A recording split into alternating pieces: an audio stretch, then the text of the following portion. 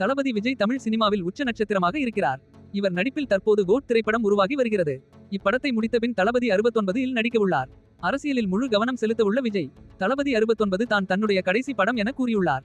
ஆனால் இப்படத்தை இயக்கப் போவது யார் என இதுவரை அறிவிப்பு வெளியாகவில்லை.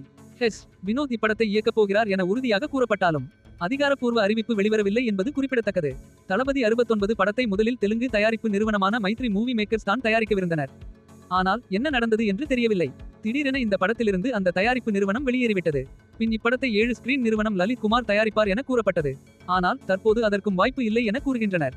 இந்த நிலையில் பேஷன் ஸ்டுடியோஸ் நிறுவனம் தளபதி 69 படத்தை கைப்பற்ற விஜயின் மேனேஜர் ஜெகதீஷ் மூலம் முயற்சி செய்து வருகிறார்களாம். அதேபோல் கோட் படத்தை தயாரித்துக் கொண்டிருக்கும் AGS நிறுவனமும் விஜயின் தளபதி 69 படத்தை தயாரிக்க ஆர்வம் காட்டி வருகிறார்களாம். இப்படி தளபதி 69 படத்தை கைப்பற்ற முன்னணி நிறுவனம் போட்டி போட்டு வரும் நிலையில் யார் அந்த வாய்ப்பை பெறப்போகிறார் என பொறுத்திருந்து பார்ப்போம்.